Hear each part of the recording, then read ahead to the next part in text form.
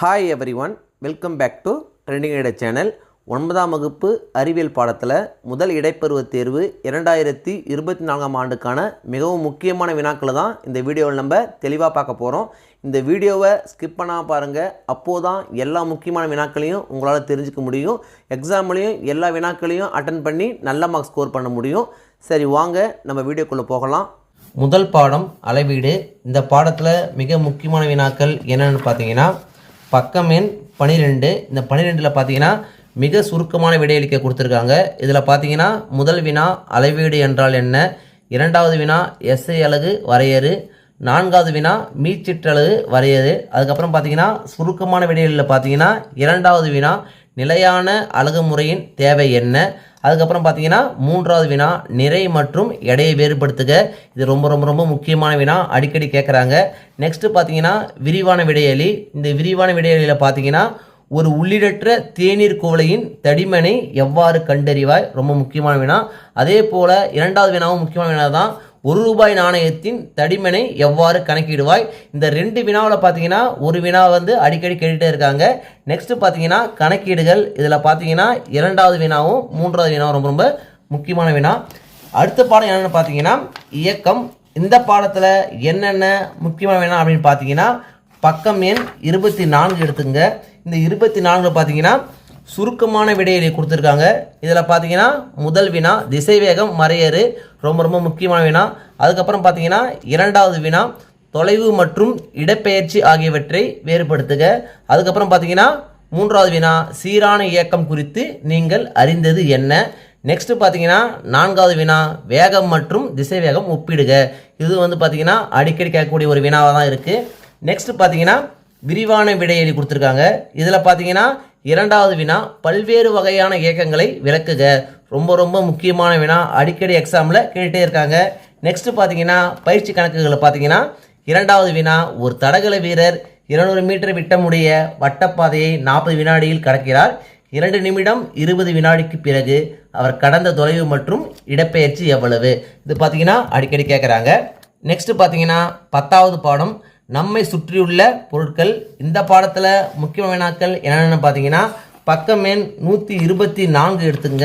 இந்த 124ல் மிக சுருக்கமான விடையளி கொடுத்துருக்காங்க. இதில் பார்த்தீங்கன்னா இரண்டாவது வினா பதங்கமாதல் வரையறு, ரொம்ப ரொம்ப ரொம்ப முக்கியமான வினா, அடிக்கடி கேட்குறாங்க. நெக்ஸ்ட் பார்த்தீங்கன்னா நான்காவது வினா கீழ்கண்ட கலவைகளின் கூறுகளை பிரித்தெடுக்க பயன்படும் சாதனங்களை பெயரிடுக. ஒன்றாக கலக்கும் திரவங்கள், ஒன்றாக கலவாத திரவங்கள். இது பார்த்தீங்கன்னா ரொம்ப ரொம்ப முக்கியமான வினா. நெக்ஸ்ட் பார்த்தீங்கன்னா சுருக்கமான விடையளி. இதில் பார்த்தீங்கன்னா இரண்டாவது வினா நாம் வாழ்வதற்கு ஆக்சிஜன் மிகவும் முக்கியமானது, அது காற்றில் 21% கன அளவு உள்ளது, அது ஒரு தனிமமா அல்லது சேர்மமானு கேட்குறாங்க. இது அடிக்கடி கேட்குறாங்க. நெக்ஸ்ட் பார்த்தீங்கன்னா ஐந்தாவது வினா ஒரு படித்தான கரைசல் பலப்படித்தான கரைசல் இருந்து எவ்வாறு வேறுபடுகிறது, எடுத்துக்காட்டுடன் விளக்குக, ரொம்ப ரொம்ப முக்கியமான வினா. நெக்ஸ்ட் பார்த்தீங்கன்னா விரிவான விடைகளில் பார்த்தீங்கன்னா முதல் வினா தனிமங்களுக்கும் சேர்மங்களுக்கும் இடையே உள்ள வேறுபாடுகளை எழுதி ஒவ்வொன்றிற்கும் ஒரு எடுத்துக்காட்டு தருக. அடுத்தது பார்த்தீங்கன்னா இரண்டாவது வினா டிண்டால் விளைவு மற்றும் பிரவுனியன் இயக்கம் ஆகியவற்றை தகுந்த வரைபடத்துடன் விளக்குக. இது பார்த்தீங்கன்னா அடிக்கடி கேட்குறாங்க.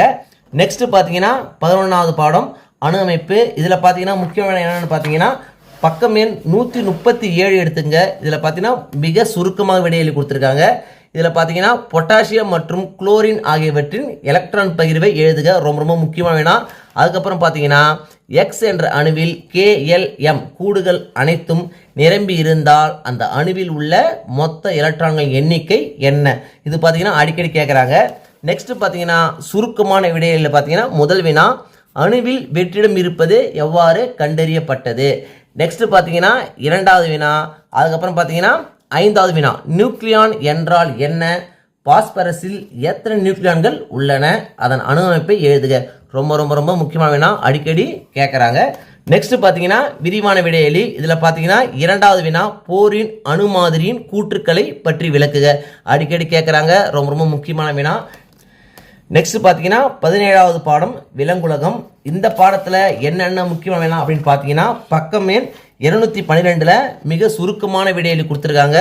முதல் வினா வகைப்பாட்டியல் வரையறு, ரொம்ப ரொம்ப முக்கியமான வினா. நெக்ஸ்ட் பார்த்தீங்கன்னா கொட்டும் செல்கள் என்றால் என்ன, குழியுடலிகள் ஈரடுக்கு உயிரிகள் என்று அழைக்கப்படுவது ஏன்? ரொம்ப ரொம்ப முக்கியமான வினா. அதுக்கப்புறம் பார்த்தீங்கன்னா நட்சத்திர மீன்கள் எவ்வாறு இடப்பெயர்ச்சி செய்கின்றன? நெக்ஸ்ட் பார்த்தீங்கன்னா 7வது வினா, தவளைகள் இருவாழ்விகள் என்று அழைக்கப்படுவது ஏன்? இது ரொம்ப ரொம்ப முக்கியமான வினா, அடிக்கடி கேட்கக்கூடிய ஒரு வினாவாக இருக்குது. நெக்ஸ்ட் பார்த்தீங்கன்னா சுருக்கமான விடையெளி. இதில் பார்த்தீங்கன்னா 2வது வினா, தட்டை புழுக்கள் மற்றும் உருளை புழுக்கள் இடையேயான வேறுபாட்டினை குறிப்பிடுக. நெக்ஸ்ட் பார்த்தீங்கன்னா 3வது வினா, தொகுதி முதுகு நாணிகளின் வழிமுறை படத்தினை தருக.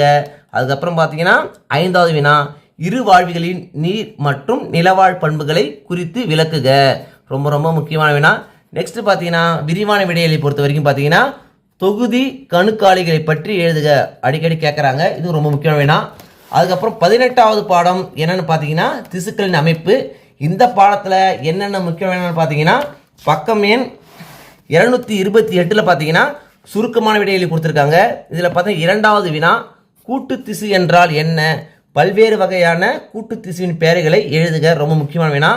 அதுக்கப்புறம் பார்த்தீங்கன்னா 4வது வினா, எலும்பு இணைப்பு திசு என்றால் என்ன? எப்படி அவை நமது உடல் செல்கள் செயல்பட உதவுகின்றன? அடிக்கடி கேட்குறாங்க. அதுக்கப்புறம் பார்த்தீங்கன்னா பாலின பெருக்கத்தின் போது ஏன் கேமெட்டுகள் மியாசிஸ் மூலம் உருவாக வேண்டும்? இதுவும் முக்கியமான வினா. விரிவான விடைகளை பொறுத்த வரைக்கும் பார்த்தீங்கன்னா இந்த பாடத்தில் 2 வினா இருக்குது. முதல் வினா, நிலைத்த திசுக்கள் யாவை? வெவ்வேறு வகையான எளிய நிலைத்த திசுக்களை விவரிக்க, அடிக்கடி கேட்குறாங்க. ரொம்ப முக்கியமான வினா. அதுக்கப்புறம் பார்த்தீங்கன்னா மைட்டாசிஸ் மற்றும் மியாசிஸ்க்கு இடையே உள்ள வேறுபாட்டினை பட்டியலிடுக. இதுவும் பார்த்தீங்கன்னா ரொம்ப முக்கியமான வினா. ஃபஸ்ட்டு மிட்டம் டெஸ்ட்டை பொறுத்த வரைக்கும் இந்த வீடியோவில் நான் கொடுத்துருக்க இந்த கொஸ்டின்ஸை மட்டும் நீங்கள் படித்தா போதும். எக்ஸாமில் எல்லா கொஸ்டின்ஸையும் அட்டன் பண்ணி நல்ல மார்க்ஸ் ஸ்கோர் பண்ண முடியும். 1 மார்க்ஸை பொறுத்த வரைக்கும் இம்பார்ட்டன்ஸ்லாம் சொல்ல முடியாது. நீங்கள் எல்லா 1 மார்க்ஸையும் நீங்கள் படித்து தான் ஆகணும். அப்போ தான் பார்த்தீங்கன்னா எல்லா 1 மார்க்ஸையும் உங்களால் ஃபுல் மார்க்ஸ் ஸ்கோர் பண்ண முடியும். இந்த வீடியோ நிச்சயம் உங்களுக்கு யூஸ்ஃபுல்லாக இருந்திருக்கும்னு நம்புகிறேன். இந்த வீடியோ உங்களுக்கு பிடிச்சிருந்தா லைக் பண்ணுங்கள், கமெண்ட் பண்ணுங்கள், மறக்காமல் உங்கள் ஃப்ரெண்ட்ஸுக்கும் ஷேர் பண்ணுங்கள். வேறு ஏதாவது டாபிக்ஸில் உங்களுக்கு வீடியோஸ் தேவைப்பட்டாலும் கமெண்ட் பாக்ஸில் போடுங்க. தேங்க்யூ. தேங்க்ஸ் ஃபார் வாட்சிங் my channel. See you in the next video.